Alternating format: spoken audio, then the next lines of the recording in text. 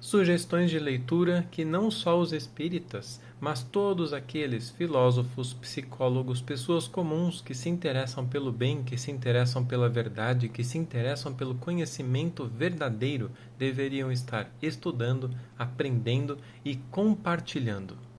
A primeira delas é Revolução Espírita, a teoria esquecida de Allan Kardec, de Paulo Henrique de Figueiredo. Aqui a gente tem no Amazon a versão Kindle por R$ 20,90. A capa comum é um pouquinho mais cara, né? Quase R$ 60. Mas mesmo na versão Kindle, vocês podem abrir não só no aparelho, vocês podem ler também no celular, tá? No celular, no computador, é o que eu faço. E, gente, é uma leitura que agora eu estou vendo o quão importante ela é. Nela, o Paulo Henrique começa na primeira parte fazendo uma contextualização histórica ali que precedeu a Allan Kardec e depois do seu nascimento.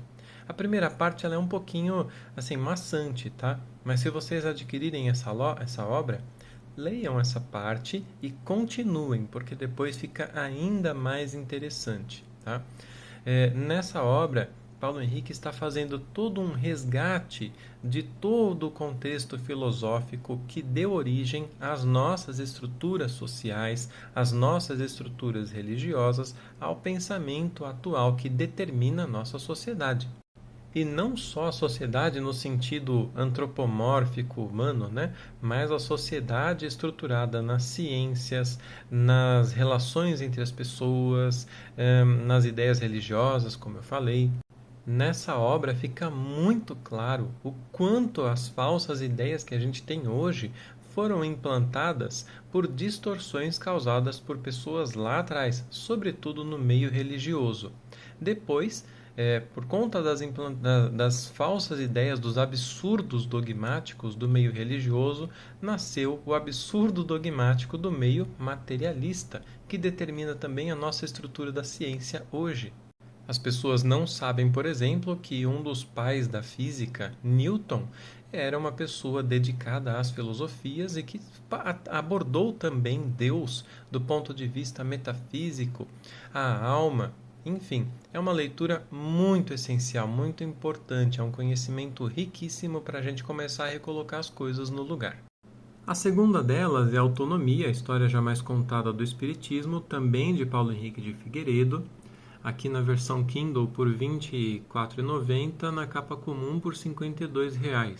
É um livro grande também, muito importante de ser entendido. Nele, Paulo Henrique está demonstrando a essência do Espiritismo, que conduz diretamente à compreensão da questão da autonomia, ou seja, que nós nos desenvolvemos em conjunto, é claro, mas unicamente pela nossa vontade, ou seja, por aquilo que nós desejamos, dentro das leis divinas, é claro, mas de acordo com a nossa autonomia, e não regido por coisas externas a nós, não regido por imposições, por questões religiosas.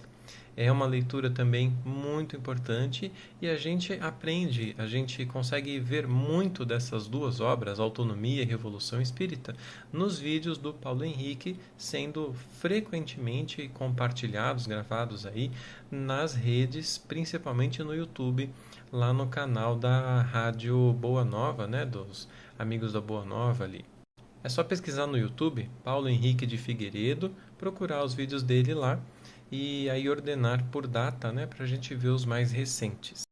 Paulo Henrique de Figueiredo é esse aqui, tá bom? Só para vocês verem aí. Então pesquisem lá, né, no YouTube, aqui nos filtros, ó. Vocês colocam por data de upload, não. Deixa eu ver.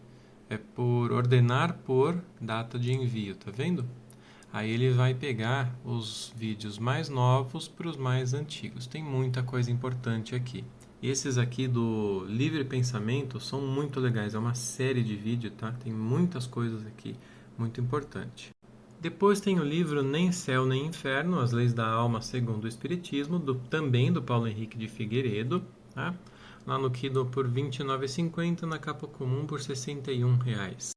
Aqui Paulo Henrique demonstra como foi feito a adulteração do céu e o inferno, aquela penúltima obra, né, de Allan Kardec, foi adulterada após a sua morte, é a única conclusão após a qual a gente pode chegar por conta do nível de absurdo que foi inserido ali, que distorceu fundamentalmente justamente as ideias mais centrais da filosofia espírita. Tá? Então, nesse livro, o Paulo Henrique passa a abordar isso, demonstra, né, todo o contexto ali, o que foi perdido, faz uma análise comparativa e tudo mais. E é muito interessante porque as duas obras anteriores, se eu não me engano, as duas, tá? Quando ele estava escrevendo, ele não tinha ainda notícias dessa adulteração do céu e inferno. E ele está escrevendo aquelas duas obras recuperando todo um contexto filosófico, histórico, científico, justamente para demonstrar aquilo que ele entendeu no estudo da Revista Espírita de 1858 a 1869, que demonstrava que o espiritismo tinha uma essência e que quando ele lia o céu e o inferno, ele via ali coisas diferentes e falava, não é possível. Kardec deve ter perdido um parafuso aqui, não é possível. Então, ele faz todo aquele resgate ali no cerne da doutrina para demonstrar o que era a verdadeira essência. E pensando que, assim, Kardec realmente deve ter perdido um parafuso ali, tem alguma coisa muito errada naquilo.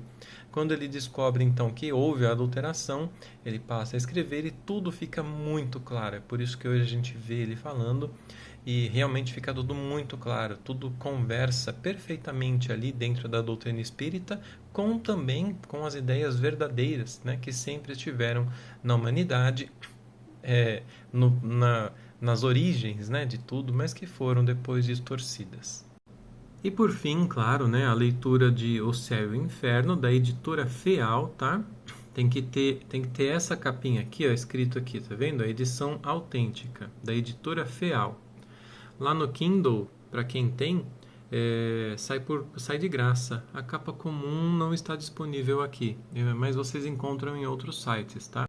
E aqui nessa obra também com autoria claro, autoria de Allan Kardec, mas a edição do Paulo Henrique de Figueiredo e do Lucas Sampaio tem muitos comentários de rodapé muito importantes para um bom entendimento, né, correto, contextualizado, de acordo com o conhecimento daquela época, espiritualismo racional e tudo mais, né? E a leitura dessa obra aqui, da obra original, justamente nos coloca no entendimento correto do que seja o cerne filosófico da doutrina espírita, tá? Não como uma religião, mas no cerne filosófico que nos leva à compreensão daquilo que pode justamente, né, revolucionar as ideias e assim revolucionar a própria humanidade, não pela imposição, mas pelas ideias. Então, assim, são leituras fundamentais para todo aquele que realmente queira conhecer. Eu recomendo muito que vocês façam esse estudo. Separem. Eu estou aprendendo a colocar uma regra, uma organização, né? Então, eu estou aprendendo a colocar diariamente um tempinho lá reservado justamente para eu fazer a leitura, o estudo. Senão, a gente não estuda, né? A gente precisa fazer isso. Um pouquinho que a gente vá lendo ali todos os dias já ajuda muito.